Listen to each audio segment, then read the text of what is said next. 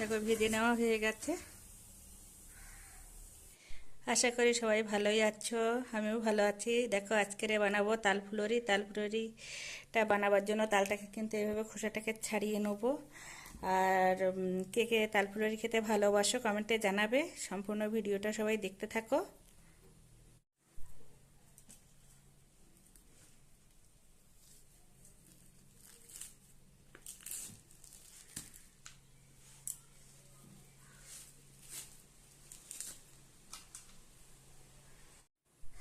তালটাকে দেখো খোসা ছাড়িয়ে নিয়েছি। ছাড়িয়ে নেওয়ার পরে এইভাবে ভালো করে হাতে করে এরকমভাবে কিন্তু নরম করে নিতে হবে, তাহলে শাঁসটা ভালো বেরিয়ে আসবে।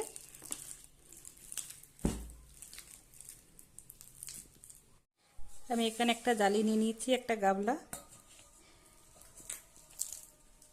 এবার এই আটিটা এইভাবে ধরবো, ধরে এইভাবে কিন্তু ঘষা দিলেই কিন্তু শাঁসটাকে বের করে নেওয়া যাবে।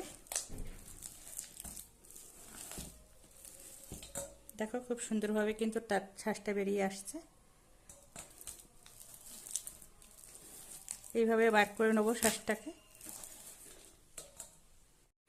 এখানে আমি নিয়ে নিয়েছি নারকেল কোড়া, দিয়ে দিচ্ছি ময়দা,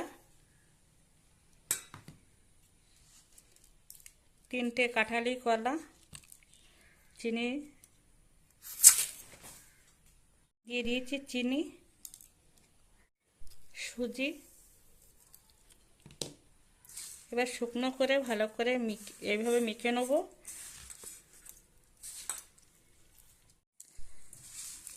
দেখো ভালো করে মেখে নেওয়া হয়ে গেছে। এবার দিয়ে দেবো তালের শাঁস।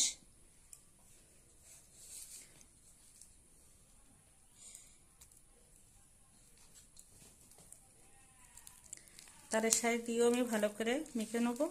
এখানে কিন্তু আমি জল ছাড়াই কিন্তু তালের শাঁসটা নিয়েছি।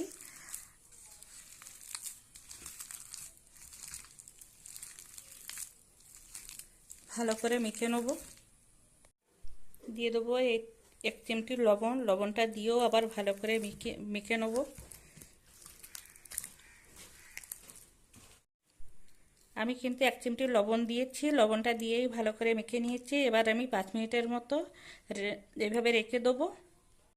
10 মিনিট মেখে রেখে দিয়েছিলাম, আবারও একটু ভালো করে মেখে নেবো।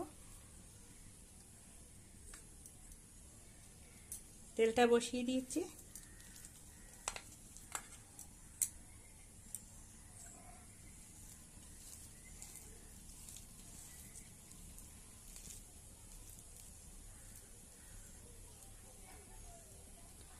এরকম খুব ছোট ছোট করে কাটলেই কিন্তু বড় হয়ে যাবে ফুলে। আর ছোট করে কাটলে কিন্তু লেচিগুলো ভাজাটা খুব সুন্দরভাবে হয়।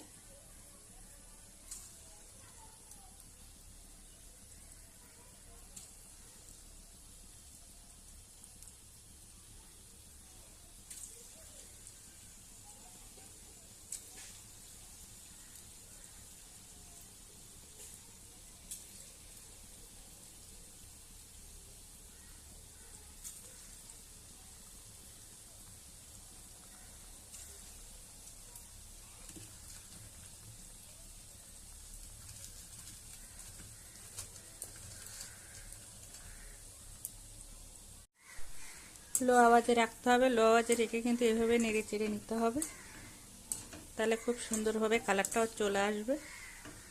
আপনারা চাইলে কিন্তু ময়দার জায়গায় আটাও দিতে পারেন। আর জল ছাড়াই কিন্তু মেখে নিতে হবে, তাহলে কিন্তু খুব সুন্দরভাবে মেখে নেওয়াটাও হবে।